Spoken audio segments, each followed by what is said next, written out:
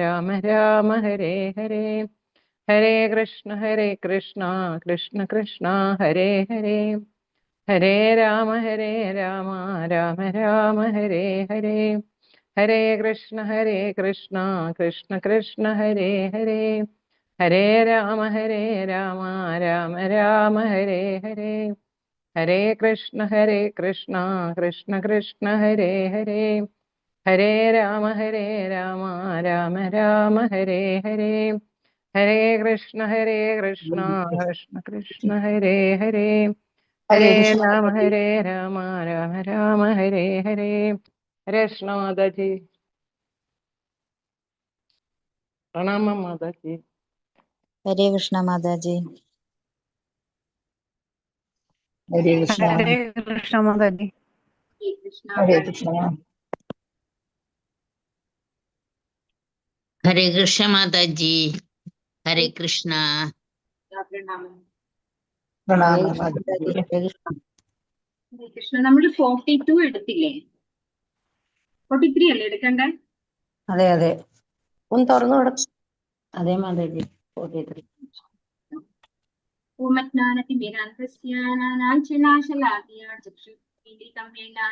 ശ്രീ ഗുരവേ നമഃ.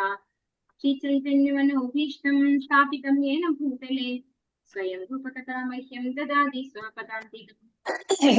ശ്രീഗുരോ ശ്രീതപദകമലം ശ്രീഗുരോൻ വൈഷ്ണവാംശ ശ്രീരൂപം സാഗ്രജാതം സഗണരഘുനാഥാന്വിതം തം സജീവം സാദ്വൈതം സാവധൂതം പരിജനസഹിതം കൃഷ്ണചൈതന്യദേവം ശ്രീരാധാകൃഷ്ണപാദാൻ സഹഗണലളിതാ ശ്രീവിശാഖാന്വിതാംശ. നമോ വിഷ്ണുപാദായ കൃഷ്ണപ്രീഷ്ടായ ഭൂതലേ ശ്രീമതേ ജയപതാക സ്വാമിനി നാമിനി നമാചാര്യ പാദായ നിതായ കൃപപ്രദായിനെ ഗൗരവതാദാമതായ നഗരഗ്രാമകാരിണേ. നമോ വിഷ്ണുപാദായ കൃഷ്ണപ്രീഷ്ടായ ഭൂതലേ ശ്രീമതേ ഭക്തിവേദാന്ത സ്വാമിനി നാമിനെ. നമസ്തേ സാരസ്വതേ ദേവേ ഗൗരവാണി പ്രചാരിണേ നിർവിശേഷ ശൂന്യവാദി പാശ്ചാത്യ ദേശതാരിണേ. വാഞ്ചാകൽപതരുഭ്യസ്യ കൃപാ സിന്ധുഭ്യേവ ച പതിതാനാം പാവനേഭ്യോ വൈഷ്ണവേഭ്യോ നമോ നമഃ. ഹേ കൃഷ്ണ കരുണാ സിന്ധു ദീനബന്ധു ജഗത്പതേ ഗോപേശ ഗോപികാ കാന്ത രാധാകാന്ത നമോസ്തുതേ.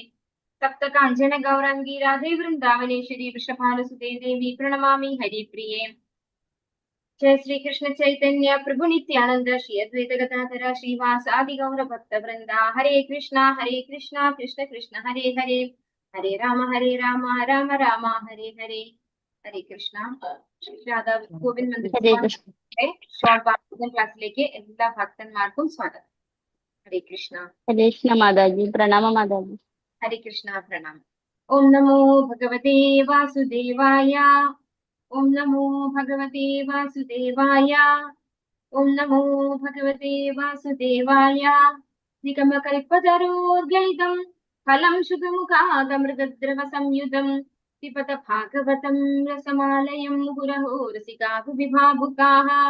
നാരായണം നമസ്കൃത്യ നരം ചൈവ നരോത്തമം ദേവീം സരസ്വതീം വ്യാസം തതോ ജയമുദീരയേത്.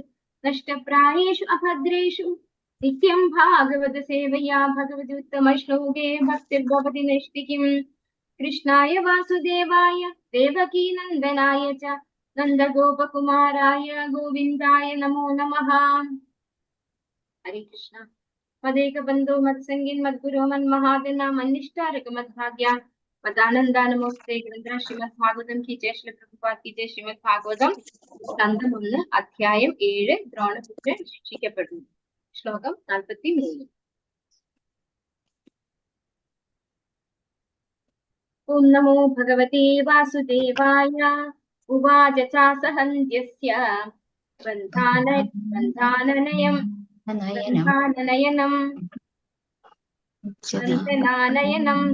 സതി. അത് ചെറിയൊരു വ്യത്യാസം ഉണ്ട്, അവിടെ ഒരു കറക്ഷൻ ഉണ്ട്. ഉവാച ചാസഹന്യസ്യ ബന്ധാനയനം സതി മുച്യതാമേഷ ബ്രാഹ്മണോ നിതരാം ഗുരുഹു. അവിടെ ഒരു എക്സ്ട്രാ ഉണ്ട്. ഒരു നാ മതിയല്ലേ മാതാജി? നയനം സതി എന്നാണ് മാതാജി.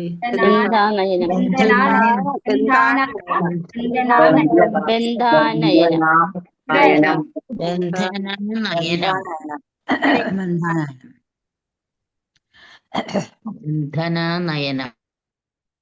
ഹരേ കൃഷ്ണ. ഇവിടെ പറഞ്ഞുതരാം. ബന്ധനാനയനം സതി, അങ്ങനെയാണ് കേട്ടോ. എല്ലാവർക്കും ഒരു പ്രാവശ്യം ചൊല്ലാം. ഓം നമോ ഭഗവതേ വാസുദേവായ. ഓം നമോ ഭഗവതേ വാസുദേവായ. ഉവാച ചാസഹന്യസ്യ ബന്ധനാനയനം സതി. ശാസസംബന്ധസ്യ ബന്ധനാനയനം സതി. ബന്ധനാനയനം സതി. മുച്യതാമേഷ ബ്രാഹ്മണോ നിതരാം ഗുരുഃ.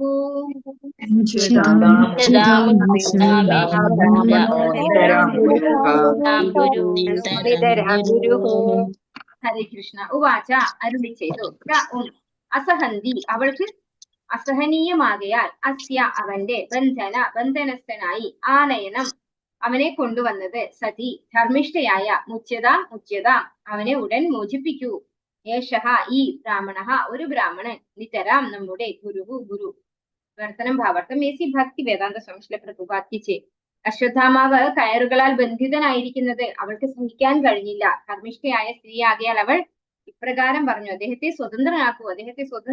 അദ്ദേഹം ഒരു ബ്രാഹ്മണനാണ്, നമ്മുടെ ഗുരുവാണ്. അപ്പോ ദ്രൗപദിയുടെ വാക്കുകളാണ് ഈ പറഞ്ഞിരിക്കുന്നത് അല്ലെ. നമുക്കറിയാം ഏതാണ് കോൺടെസ്റ്റ്, ഏതാണ്? അശ്വത്ഥാമാവിനെ അർജുനൻ പിടിച്ചു കെട്ടി ദ്രൗപദിയുടെ മുന്നിൽ സമക്ഷം കൊണ്ടുവന്നു അല്ലെ. ഭഗവാനാണെങ്കിൽ അർജുനോട് പറഞ്ഞുകൊണ്ടേയിരിക്കുന്നു, അവൻ അത്രയും വലിയ മഹാപരാധം ചെയ്തിട്ടുള്ള ഒരു വ്യക്തിയാണ്, ഒരു ബ്രാഹ്മണ ബന്ധുവാണ്, അവൻ ഒരിക്കലും ഒരു ബ്രാഹ്മണന്റെ ക്വാളിറ്റി ഉള്ള വ്യക്തിയല്ല, അവനെ വധാർഹനാണ്, അവൻ വധിച്ചോളൂ, അവനെ വധിക്കൂ. നീ പറഞ്ഞിട്ടില്ലേ, ദ്രൗപദിക്ക് വാക്ക് കൊടുത്തിട്ടില്ലേ, അവന്റെ വധിച്ച് അവന്റെ ശിരച്ഛേദം ചെയ്ത് അവന്റെ ബോഡി ഞാൻ ഇവിടെ കൊണ്ടുവന്ന് തരാം, അതിന്റെ മുകളിൽ കയറി നിന്നുകൊണ്ട് ഭവതി സ്നാനം ചെയ്തോളൂ എന്ന് പറഞ്ഞു വാക്ക് കൊടുത്തിട്ട് വന്നതല്ലേ, ഞാൻ കേട്ടതാണ് എന്നൊക്കെ ഭഗവാൻ പറഞ്ഞു അല്ലെ.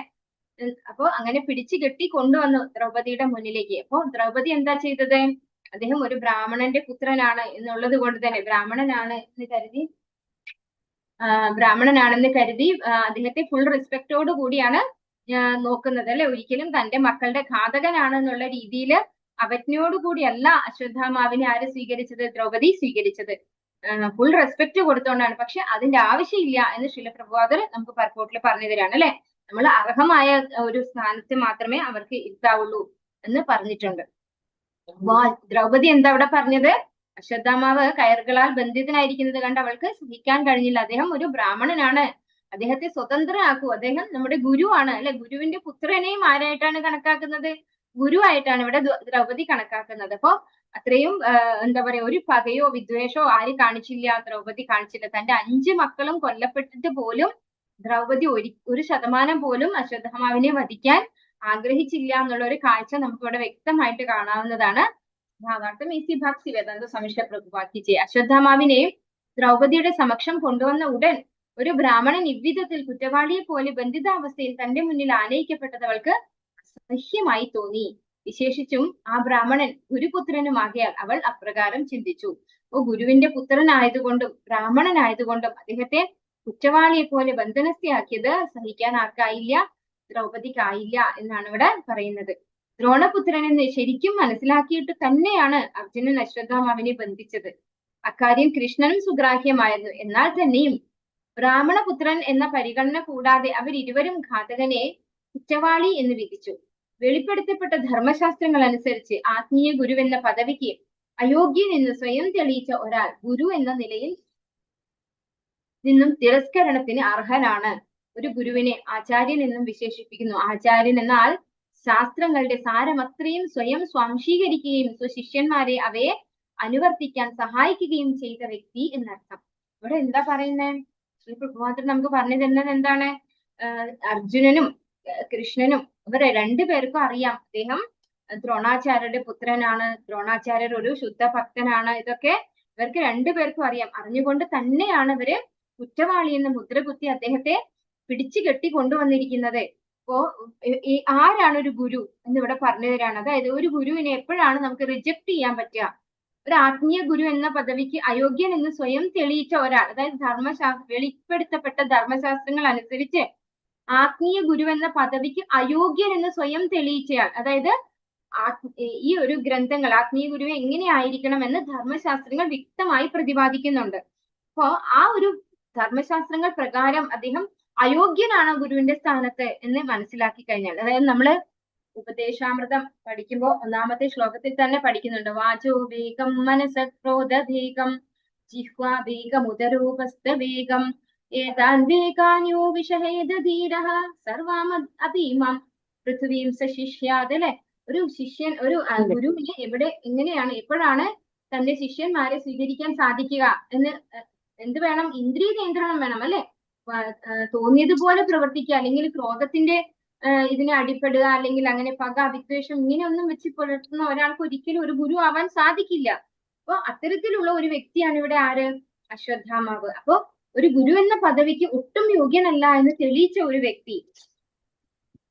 അങ്ങനെയുള്ള ഒരു വ്യക്തിക്ക് ഒരു ഗുരുവിനെ തിരസ്കരണത്തിന് അർഹനാണ് ആ വ്യക്തി. ആ ഗുരുവിനെ നമുക്ക് തിരസ്കരിക്കാം, നമ്മൾ ഗുരുവായിട്ട് സ്വീകരിക്കേണ്ട ആവശ്യമില്ല. ഇതിനൊരു ഉദാഹരണം പറയുകയാണെങ്കിൽ, ബലി മഹാരാജാവ് തന്റെ 100 അശ്വമേധം നടത്തുമ്പോ 100 യജ്ഞം നടത്തി ഇന്ദ്രപദവിക്ക് വേണ്ടി നിൽക്കുമ്പോ അവസാനത്തെ സമയത്ത് വാമനമൂർത്തി അവിടെ വരുന്നുണ്ട്. അല്ലെ, വാമനമൂർത്തി അവിടെ വന്ന് യാചിക്കുന്നുണ്ട് 3 അടി മണ്ണിന്. ആ സമയത്ത് കൃപാചാര്യൻ പറഞ്ഞു, ഈ ബ്രാഹ്മണന് ദാനം കൊടുക്കരുത്, അത് വിഷ്ണു തന്നെയാണ് വന്നിരിക്കുന്നത്, അതുകൊണ്ട് ഒരു കാരണവശാലും ചെയ്യരുത് എന്ന് പറഞ്ഞു കൊടുക്കുന്നുണ്ട്. അപ്പോ ബലി മഹാരാജാവ് ശുക്രാചാര്യരെ റിജക്ട് ചെയ്തുകൊണ്ടാണ് വാമന മൂർത്തിക്ക് അല്ലെങ്കിൽ ഭഗവാനെ 3 അടി മണ്ണ് ഞാൻ തരാം എന്ന് പറഞ്ഞത്. അപ്പോ ആ സമയത്ത് അത്തരത്തിൽ ഭഗവാനെ നിഷേധിക്കുന്ന ഒരു ഗുരുവിനെ നമുക്ക് റിജക്ട് ചെയ്യാം എന്ന് പറയുന്നുണ്ട്. അപ്പോ ഒരു ഗുരുവിനെ എപ്പോ റിജക്ട് ചെയ്യണം എന്നുകൂടി നമ്മൾ മനസ്സിലാക്കിയിരിക്കണം. ഒരിക്കലും ശാസ്ത്രവിധി പ്രകാരം അല്ല, അല്ലെങ്കിൽ ശാസ്ത്രത്തിന് എഗൻസ്റ്റ് ആണ് ഗുരു പറയുന്നതെങ്കിൽ ആ ഗുരുവിനെ എന്ത് ചെയ്യേണ്ട ആവശ്യമില്ല? ഫോളോ ചെയ്യേണ്ട ആവശ്യമില്ല. ഒരു ഗുരുവിനെ ആചാര്യൻ എന്നും വിശേഷിപ്പിക്കുന്നു. ആചാര്യൻ എന്നാൽ ശാസ്ത്രങ്ങളുടെ സാരം എത്രയും സ്വയം സ്വാംശീകരിക്കുകയും സ്വശിഷ്യന്മാരെ അവയെ അനുവർത്തിക്കാൻ സഹായിക്കുകയും ചെയ്ത വ്യക്തി എന്നർത്ഥം. അപ്പോൾ ഈ ആചാര്യൻ എന്ന വാക്കിന്റെ അർത്ഥം ആചരിച്ച് കാണിക്കുന്നവനാണ് ആചാര്യൻ എന്നാണ് പറയുന്നത്. അതായത് എന്താണ് ആചരിക്കേണ്ടത്? എന്താണോ ഈ വേദസാഹിത്യങ്ങൾ, അല്ലെ, ശാസ്ത്രങ്ങൾ എന്താണോ പറഞ്ഞിരിക്കുന്നത് അത് ആചരിച്ച് കാണിക്കുന്ന ആളാണ് ആചാര്യൻ എന്ന് പറയുന്നത്. അത് സ്വയം സംശീകരിക്കുകയും അതുപോലെ തന്നെ തന്റെ ശിഷ്യന്മാർക്ക് പകർന്നു കൊടുക്കാനും കഴിവുള്ള ആളാണ് ഗുരു. അല്ലാണ്ട് ഞാനൊന്നും പാലിക്കില്ല, നിങ്ങൾക്ക് പറഞ്ഞു തരാം എന്ന രീതിയിലാണ് ഒരു ഗുരു ബിഹേവ് ചെയ്യുന്നതെങ്കിൽ ആ ഗുരുവിനെ നമുക്ക് എന്ത് ചെയ്യാം? റിജക്ട് ചെയ്യാം എന്നാണ് പറയുന്നത്. ഒരു ബ്രാഹ്മണൻ അഥവാ ഗുരു എന്ന നിലയിൽ കർത്തവ്യങ്ങൾ നിറവേറ്റുന്നതിൽ അശ്വത്ഥാമാവ് പരാജയപ്പെട്ടു. ആകയാൽ ബ്രാഹ്മണൻ എന്ന ഉദാത്ത പദവിയിൽ നിന്നും അശ്വത്ഥാമാവ് തിരസ്കാര യോഗ്യനാണ്. ഈ വസ്തുതകളെയൊക്കെ പരിചിന്തിക്കിയാൽ ഇരുവരും, ശ്രീകൃഷ്ണ ഭഗവാനും അർജുനനും, അശ്വത്ഥാമാവിനെ നീതിപൂർവം ദണ്ഡനാർഹനെന്ന് വിധിച്ചു. അപ്പോ ബ്രാഹ്മണൻ എന്ന പദവിയിൽ നിന്നും പതിച്ചവനാണ് ആര്? അശ്വത്ഥാമാവ്. അതുകൊണ്ട് തന്നെ അദ്ദേഹത്തിന് ആ ഒരു ക്വാളിറ്റി ഒന്നും ഇല്ലാത്തത് കൊണ്ട് തന്നെ ഇത്രയും നിന്ദ്യമായ പ്രവൃത്തി ചെയ്ത അശ്വത്ഥാമാവ് ശിക്ഷാർഹനാണ് എന്ന് ഭഗവാനും അതുപോലെ അർജുനനും വിധിച്ചു. എന്നാൽ സദ്ഗുണസമ്പന്നയായ ദ്രൗപദിയെ പോലുള്ള ഒരു സ്ത്രീ ഈ വിഷയത്തെ ശാസ്ത്ര വീക്ഷണം അനുസരിച്ചല്ല, മറിച്ച് ആചാരം അനുസരിച്ചാണ് പരിഗണിച്ചത്. ആചാരം അനുസരിച്ച് അദ്ദേഹത്തിന്റെ പിതാവിന് നൽകപ്പെട്ട അതേ ആദരവ് അശ്വത്ഥാമാവിന് നൽകപ്പെട്ടു. അപ്പോ ഇവിടെ നമുക്ക് ദ്രൗപദി എന്ന സ്ത്രീ, അല്ലെ, അവര് വളരെ എന്താ പറയാ സാത്വികയായിട്ടുള്ള ഒരു സ്ത്രീയാണ്. അവരുടെ ക്വാളിറ്റി തന്നെയാണ് ഇവിടെ നമുക്ക് മനസ്സിലാക്കാൻ സാധിക്കുന്നത്. പക്ഷെ ഇവിടെ ഒരു നെഗറ്റീവും കൂടെ ഉണ്ട്. അതായത് ഒരു ശരിയായ തീരുമാനം അല്ല ഇപ്പൊ ദ്രൗപദി എടുത്തിരിക്കുന്നത്. അല്ലെ, നമ്മള് സ്ത്രീകളെ ഉയർന്ന പദവിയിലേക്ക് എത്തിച്ചു കഴിഞ്ഞാൽ അവർ ഇതുപോലെയാണ് തീരുമാനങ്ങൾ എടുക്കുക. അതുകൊണ്ട് സ്ത്രീകളെ ഒരിക്കലും നമ്മളിപ്പോ പ്രധാനമന്ത്രിയൊക്കെ ആവാൻ സ്ത്രീകളെയൊക്കെ നമ്മളിപ്പോ എല്ലാവർക്കും ഈക്വൽ ഇതാണ്, അല്ലെ, നമ്മൾ ഈക്വൽ എന്താ പറയാ പ്രയോറിറ്റിയാണ്. സ്ത്രീകളും പുരുഷന്മാരും ഒരുപോലെയാണ്. പക്ഷെ സ്ത്രീകളുടെ ഒരു ബേസിക് നേച്ചർ എന്ന് പറയുന്നത് ദ്രൗപദിയെ പോലെയാണ്. ഒരു ഉന്നത കുലജാതിയായിട്ടുള്ള ഒരു സംസ്കാര സമ്പന്നയായ ഒരു സ്ത്രീ എന്ന് പറയുന്നത് അവൾ എപ്പോഴും താഴ്ന്നിരിക്കും. ഒരിക്കലും എന്താ പറയാ ശരിയായ തീരുമാനം അവരുടെ ഭാഗത്തു നിന്നുണ്ടാവില്ല. അത് അവരുടെ കുറ്റം കൊണ്ടല്ല, അവരുടെ ആ ഒരു എന്താ പറയാ വിധേയത്വ സ്വഭാവം അല്ലെങ്കിൽ സദ്ഗുണസമ്പന്ന തന്നെയാണ് ഇവിടെ പറയുന്നത്, അല്ലെ. പക്ഷെ അതുകൊണ്ട് തന്നെ അവർക്ക് ഇത്തരത്തിലുള്ള സിറ്റുവേഷൻസിൽ കറക്റ്റ് ആയ ഡിസിഷൻസ് എടുക്കാൻ സാധിക്കില്ലാത്തത് കൊണ്ട് അവരൊന്നും സ്ത്രീകളെ നമ്മൾ ഒരിക്കലും ഉന്നത പദവിയിൽ ഇരുത്താൻ പാടില്ല എന്നും പറയുന്നുണ്ട്. ദ്രൗപദി പോലുള്ള ഒരു സ്ത്രീ ഈ വിഷയത്തെ ശാസ്ത്ര വീക്ഷണം അനുസരിച്ചല്ല, മറിച്ച് ആചാരം അനുസരിച്ചാണ് പരിഗണിച്ചത്. അതാണ് അവിടെയുള്ള മിസ്റ്റേക്ക്, അല്ലെ. ആചാരം അനുസരിച്ച് അദ്ദേഹത്തിന്റെ പിതാവിന് നൽകപ്പെട്ട അതേ ആദരവ് അശ്വത്ഥാമാവിന് നൽകപ്പെട്ടു. നമുക്കറിയാം അശ്വത്ഥാമാവ് ഒരു കാരണവശാലും ആരുടെയും ഗുരുവല്ല എന്നല്ലേ, പക്ഷെ അദ്ദേഹം ഗുരുവാണ് എന്നാണ് ഇവിടെ ദ്രൗപദി പറഞ്ഞത്. അപ്പൊ എന്ത് റെസ്പെക്ട് ആണോ ദ്രോണാചാര്യർക്ക് കൊടുത്തത് അതേ റെസ്പെക്ട് അശ്വത്ഥാമാവിനും കൊടുക്കുകയാണ് ദ്രൗപദി. അത് എന്തുകൊണ്ടെന്നാൽ ഒരു ബ്രാഹ്മണ പുത്രനെ യഥാർത്ഥ ബ്രാഹ്മണനായി വൈകാരികതയുടെ അടിസ്ഥാനത്തിൽ പൊതുജനങ്ങൾ സാധാരണയായി അംഗീകരിക്കുന്നു. എന്നാൽ വാസ്തവത്തിൽ വിഷയം വ്യത്യസ്തമാണ്. ഒരു ബ്രാഹ്മണനെ യോഗ്യത അനുസരിച്ച് വേണം അംഗീകരിക്കുവാൻ, അല്ലാതെ ബ്രാഹ്മണന് പുത്രനാകയാൽ മാത്രം ബ്രാഹ്മണനായി അംഗീകരിക്കരുത്. അപ്പോ ബ്രാഹ്മണ പുത്രനായതുകൊണ്ട് അദ്ദേഹത്തിന് ബ്രാഹ്മണന്റെ റെസ്പെക്ട് നൽകേണ്ടതില്ല. പക്ഷെ ഉന്നത കുലജാതി അതുപോലെ നല്ല ഒരു സദ്ഗുണ സമ്പന്നയും ആയതുകൊണ്ട് ദ്രൗപദി എന്ത് ചെയ്തു? ആചാര മര്യാദയൊന്നും നോക്കാതെ ജസ്റ്റ് നമ്മുടെ എന്താ പറയാ സോഷ്യൽ കമ്മ്യൂണിറ്റി എങ്ങനെയാണോ ചെയ്യുന്നത് അതുപോലെ ബിഹേവ് ചെയ്തു ഇവിടെ ദ്രൗപദി എന്നാണ് പറയുന്നത്. എന്നാൽ ഇവയ്ക്കൊക്കെ പുറമെ അശ്വത്ഥാമാവിനെ തൽക്ഷണം സ്വതന്ത്രനാക്കണമെന്ന് ദ്രൗപദി ആഗ്രഹിച്ചു. ഇതൊന്നും കൊടുത്തെന്ന് മാത്രമല്ല, റെസ്പെക്ട് കൊടുത്തെന്ന് മാത്രമല്ല, ഇപ്പൊ തന്നെ വിട്ടുകൊടുക്കൂ അവനെ എന്നാണ് പറയുന്നത് അല്ലെ. അവളെ സംബന്ധിച്ചത് ഒരു നല്ല മനോവികാരം മാത്രമായിരുന്നു. ഒരു ഭഗവത് ഭക്തൻ സർവ്വവിധ സ്വകീയ ക്ലേശങ്ങളെയും സഹിക്കുന്നു എന്നിത് അർത്ഥമാക്കുന്നു. എങ്കിലും അത്തരം ഒരു ഭക്തൻ മറ്റുള്ളവരോട് സ്വശത്രുവിനോട് പോലും ഒരിക്കലും ക്രൂരമായി പെരുമാറുകയില്ല. ഒരു ശുദ്ധ ഭഗവത് ഭക്തന്റെ സവിശേഷതകളാണ് ഇവയൊക്കെ. അപ്പോൾ നമുക്കറിയാം ദ്രൗപദിയുടെ സിറ്റുവേഷൻ എന്ന് പറയുന്നത് തന്റെ 5 മക്കളും നഷ്ടപ്പെട്ടിരിക്കുന്ന ഒരു സ്ത്രീയാണ് അല്ലെ. അത്രയും എന്താ പറയാ വേദനിച്ചിരിക്കുന്ന ഒരു സമയമാണ്. അപ്പൊ ആ മക്കളെ കൊന്നു കളഞ്ഞിട്ടുള്ള ആളാണ് അശ്വത്ഥാമാവെന്ന് അറിഞ്ഞിട്ടും ഒട്ടും തന്നെ അദ്ദേഹത്തോട് ഒരു വിരോധമോ അല്ലെങ്കിൽ ഒരു പകയോ ഒന്നും തന്നെ സൂക്ഷിച്ചില്ല ദ്രൗപദി എന്നുള്ളത് ഇവിടെ ശ്രദ്ധിക്കപ്പെടേണ്ട ഒരു കാര്യമാണ്. അത് ഒരു ഭക്തന്റെ ക്വാളിറ്റി ആയിട്ടാണ് പറയുന്നത്. ശത്രുവിനോട് പോലും ഒരിക്കലും ക്രൂരമായിട്ട് പെരുമാറില്ല ഭഗവാന്റെ ഭക്തൻ എന്നാണ് ഇവിടെ പറയുന്നത്. അവനവന്റെ വിഷമങ്ങളൊക്കെ സഹിക്കുന്നു, പക്ഷെ മറ്റുള്ളവരോട് ക്രൂരത കാണിക്കില്ല. ഇത് ഒരു ഭക്തന്റെ ക്വാളിറ്റി ആണെന്ന് പറയുന്നുണ്ട്. ഓം നമോ ഭഗവതേ വാസുദേവായ. സരഹസ്യോ ധനുർവേദഃ സവിസർഗോപസംയമഃ അസ്ത്രഗ്രാമശ്ച ഭവതാ ശിക്ഷിതോ യദനുഗ്രഹാത്. എല്ലാവർക്കും ചൊല്ലാം. ഓം നമോ ഭഗവതേ വാസുദേവായ. ഓം നമോ നമോ ഭഗവതേ വാസുദേവായ. സരഹസ്യോ ധനുർവേദഃ സവിസർഗോപസംയമഃ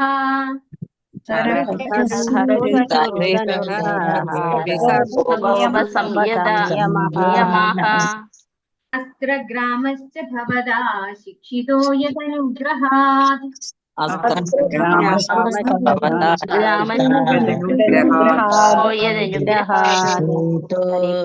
യദനുഗ്രഹാത്. ഹരേ കൃഷ്ണ. സരഹസ്യഃ അതീവ രഹസ്യമായ ധനുർവേദഃ ധനുർവേദനാനം സ വിസർഗ അയക്കുന്നത്, ഉപസംയമഃ നിയന്ത്രിക്കുന്നത്, അസ്ത്ര ആയുധങ്ങൾ, ഗ്രാമഃ എല്ലാവിധ ച ഭവത അങ്ങയാൽ, ശിക്ഷിതഃ അഭ്യസിക്കപ്പെട്ട, യത് ആരുടെ, അനുഗ്രഹാത് അനുഗ്രഹത്താൽ. വിവർത്തനം ഭാവാർത്ഥം ശ്രീ ഭക്തി വേദാന്ത സ്വാമി പ്രഭുവാദിച്ച് ദ്രോണാചാര്യരുടെ അനുഗ്രഹത്താലാണ് അങ്ങ് ആയോധന കലയായ അസ്ത്രവിദ്യയും ആയുധങ്ങളെ വരുതിയിലാക്കാനുള്ള പരമരഹസ്യമായ കലയും അഭ്യസിച്ചത്. അപ്പോ ന്യായീകരിക്കുകയാണ് ഇവിടെ ആര്? ദ്രൗപദി അല്ലെ. എന്താണ് പറയുന്നത് അർജുനനോട്? അശ്വത്ഥാമാവിന്റെ പിതാവാണ് ദ്രോണാചാര്യർ അല്ലെ. അദ്ദേഹത്തിന്റെ അനുഗ്രഹത്താലാണ് അങ്ങ് ആയോധന കലയും അസ്ത്രവിദ്യയും ആയുധങ്ങളെ വരുതിയിലാക്കാനുള്ള പരമരഹസ്യമായ കലയും അഭ്യസിച്ചത്. അപ്പോ ആയോധന കലയിലുള്ള എല്ലാ അടവുകളും പഠിച്ചിട്ടുള്ളത് ദ്രോണാചാര്യരിൽ നിന്നാണ്. അപ്പോ നമ്മൾ നന്ദിയുള്ളവരായിരിക്കണം എന്നാണ് ദ്രൗപദി ഉദ്ദേശിക്കുന്നത് അല്ലെ. അദ്ദേഹത്തിന്റെ പുത്രനാണിത്, ഗുരുപുത്രനാണ് എന്നാണ് ദ്രൗപദി ഉദ്ദേശിക്കുന്നത്. ഭാവാർത്ഥം ഈ ഭക്തി വേദാന്ത സ്വാമി പ്രഭുപാദിച്ച് ധനുർവേദം അഥവാ ആയോധന ശാസ്ത്രം വേദമന്ത്രങ്ങളാൽ അസ്ത്രശാസ്ത്രങ്ങളെ പ്രയോഗിക്കുന്നതിനും നിയന്ത്രിക്കുന്നതിനുമുള്ള സർവ്വരഹസ്യങ്ങളോടും കൂടി ദ്രോണാചാര്യർ അഭ്യസിപ്പിച്ചിരുന്നു. അപ്പൊ ധനുർവേദം അത് ഒരു വേദമാണ് അല്ലെ. അത് ഏതിനെ കുറിച്ചാണ് പ്രതിപാദിക്കുന്നത്? ആയോധന ശാസ്ത്രം അല്ലെങ്കിൽ വേദമന്ത്രങ്ങൾ ഉപയോഗിച്ചുകൊണ്ട് എങ്ങനെയാണ് അസ്ത്രങ്ങൾ ഉപയോഗിക്കുന്നത് എന്ന് മനസ്സിലാക്കിച്ചു തരുന്ന ഒരു വേദമാണ് ധനുർവേദം എന്ന് പറയുന്നത്. അത് സർവ്വരഹസ്യങ്ങളോടും കൂടി ദ്രോണാചാര്യർ അഭ്യസിപ്പിച്ചിരുന്നു. ആരെ? അർജുനനെ. സ്ഥൂലമായ ആയോധനാ ശാസ്ത്രം ജഡ ആയുധങ്ങളെ ആശ്രയിച്ചിരിക്കുന്നു. എന്നാൽ വേദമന്ത്രങ്ങളാൽ പൂരിതമായ അസ്ത്രവിദ്യ അതിനേക്കാൾ സൂക്ഷ്മമാണ്. അവ സ്ഥൂലമായ യന്ത്രത്തെക്കാളും അണുബോംബുകളെക്കാളും അധികം ഫലവത്തായി പ്രവർത്തിക്കുന്നു. അപ്പൊ നമ്മൾ ഇന്ന് കാണുന്ന സ്ഥൂലമായിട്ടുള്ള അല്ലെങ്കിൽ എന്താ പറയാ മെറ്റീരിയലിസ്റ്റിക് ആയിട്ടുള്ള ആ ഒരു അണ്വായുധങ്ങള്, അതുപോലെയുള്ള ബോംബ് അല്ലെ, അതൊക്കെ എങ്ങനെയാണ് പ്രവർത്തിക്കുന്നത്? മെറ്റീരിയലിസ്റ്റിക് ആയിട്ടാണ് പ്രവർത്തിക്കുന്നത് അല്ലെ. പക്ഷെ സൂക്ഷ്മമായിട്ടുള്ള ഈ മന്ത്രങ്ങൾ ഉപയോഗിച്ചുകൊണ്ടുള്ള ആയോധന കല എന്ന് പറയുന്നത് അത് വളരെ ഉത്കൃഷ്ടമായിട്ടുള്ള ഒന്നാണെന്ന് പറയുന്നു. വളരെ ഇതിനേക്കാളൊക്കെ മികച്ചതാണ്, കൂടുതൽ ഫലവത്തായിട്ട്. അതിന്റെ ഏറ്റവും സിമ്പിൾ എക്സാമ്പിൾ എന്ന് പറഞ്ഞു കഴിഞ്ഞാൽ നമുക്കിപ്പോ കണ്ടു, അശ്വത്ഥാമാവ് ബ്രഹ്മാസ്ത്രം പ്രയോഗിച്ചു, അദ്ദേഹത്തിന് പിൻവലിക്കാനായില്ല. അതേ ബ്രഹ്മാസ്ത്രം അർജുനൻ പ്രയോഗിച്ച് ആ അസ്ത്രത്തെ കൂടെ പിൻവലിക്കാനുള്ള കഴിവ് അതിനുണ്ടായി അല്ലെ. അതുപോലെ ഒന്നും നമുക്ക് ഇന്ന് നമ്മൾ ഉണ്ടാക്കുന്ന മെക്കാനിക്കലായിട്ട് ഉണ്ടാക്കുന്ന ഒരു ബോംബിനോ അല്ലെങ്കിൽ അണ്വായുധത്തിനോ ഒന്നും സാധിക്കില്ല. അത് എന്തേ സാധിക്കുള്ളൂ? ഡിസ്ട്രക്ഷൻ മാത്രമേ സാധിക്കുള്ളൂ. ഇതിന് പ്രൊട്ടക്ഷൻ കൂടെ സാധിക്കും. ഇവര് മന്ത്രം ഉപയോഗിച്ച് ചെയ്യുന്നതിന് പ്രൊട്ടക്ഷൻ കൂടെ പോസിബിൾ ആണ്. അണുബോംബുകളെക്കാളും അധികം ഫലവത്തായി പ്രവർത്തിക്കുന്നു. അവയുടെ നിയന്ത്രണം വേദമന്ത്രങ്ങളാൽ അഥവാ അതീന്ദ്രിയ ശബ്ദശാസ്ത്രത്താലാകുന്നു. ശ്രീരാമചന്ദ്ര ഭഗവാന്റെ പിതാവായ ശ്രീ ദശരഥ മഹാരാജാവ് ശബ്ദത്താൽ അസ്ത്രങ്ങളെ നിയന്ത്രിച്ചിരുന്നു എന്ന് രാമായണത്തിൽ പ്രസ്താവിച്ചിരിക്കുന്നു. അദ്ദേഹത്തിന് വസ്തുവിനെ ദർശിക്കാതെ ശബ്ദം ശ്രവിച്ച് മാത്രം അസ്ത്രമയച്ച് ലക്ഷ്യത്തെ ഭേദിക്കാൻ കഴിയുമായിരുന്നു. ഒരു ശബ്ദം കേട്ടിട്ട് ആ ശബ്ദം കേട്ട സ്ഥലത്തേക്ക് അസ്ത്രം അയക്കാനുള്ള കഴിവ് ആർക്കുണ്ടായിരുന്നു?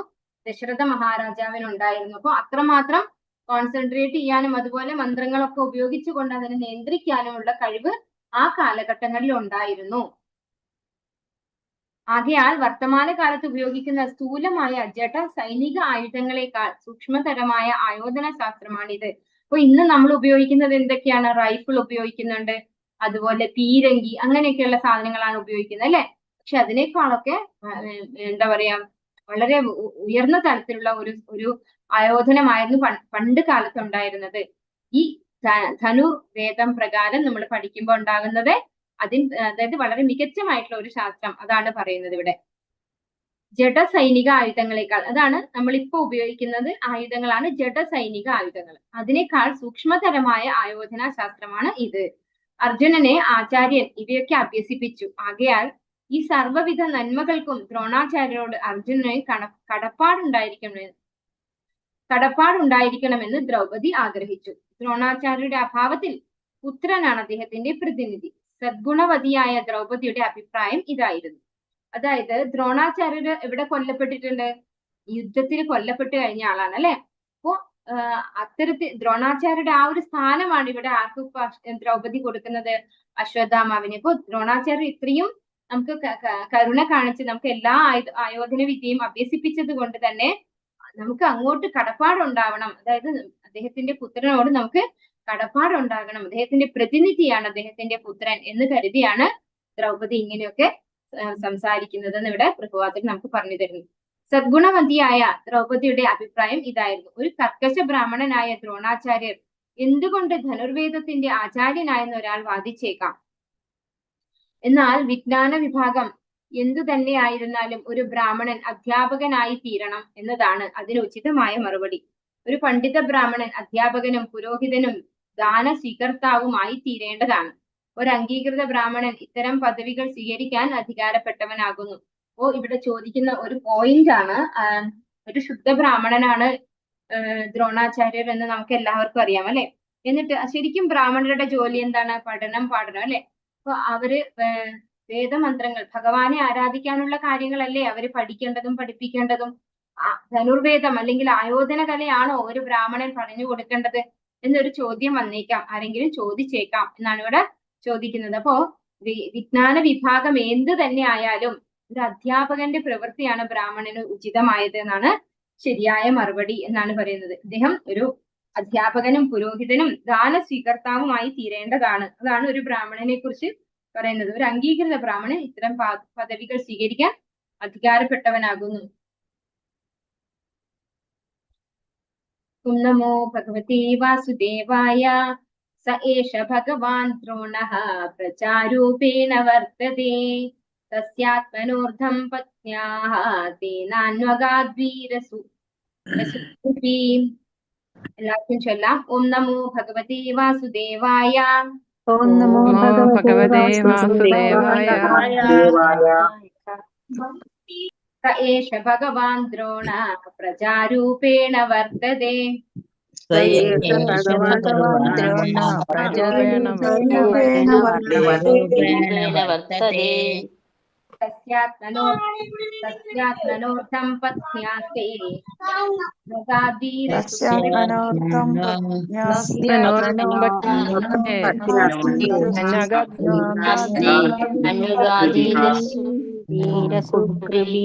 ഹരേ കൃഷ്ണ. ഹരേ കൃഷ്ണ. അദ്ദേഹം ഏഷഃ നിശ്ചയമായും ഭഗവാൻ ദ്രോണാചാര്യൻ പ്രജാരൂപേണ അദ്ദേഹത്തിന്റെ പുത്രനായ അശ്വത്ഥാമാവിന്റെ രൂപത്തിൽ വർത്തതെ നിലനിൽക്കുന്നു. തസ്യ അദ്ദേഹത്തിന്റെ ആത്മനഃ ശരീരത്തിൽ അർത്ഥം പകുതി പത്നി ഭാര്യ ആസ്തേ ജീവിക്കുക ഇല്ല അന്വഗാദ് നിർവഹിച്ചു. വീരസുഹു പുത്രൻ ജീവിച്ചിരിക്കാൻ കൃപാചാര്യരുടെ സഹോദരി.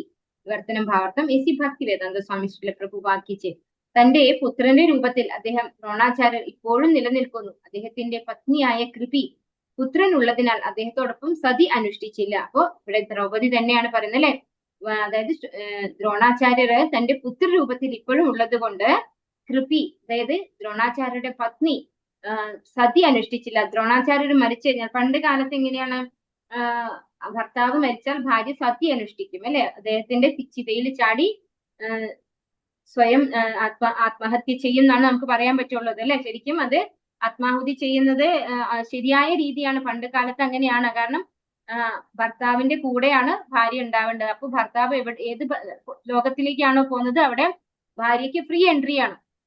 നമ്മള് അതായത് ഭർത്താവ് ഒരു ഭക്തനാണെങ്കിൽ ഭർത്താവിന്റെ കൂടെ ആത്മാഹുതി ചെയ്യുന്ന അല്ലെങ്കിൽ ദേഹത്യാഗം ചെയ്യുന്ന ഭാര്യയ്ക്ക് അദ്ദേഹത്തോടൊപ്പം ഭഗവാന്റെ ധാമത്തിലേക്ക് പോകാൻ സാധിക്കും എന്നാണ് പറയുന്നത്. അപ്പോ ഇവിടെ കൃപി അങ്ങനെയുള്ള സതി അനുഷ്ഠിച്ചില്ല. എന്തുകൊണ്ടാണ്?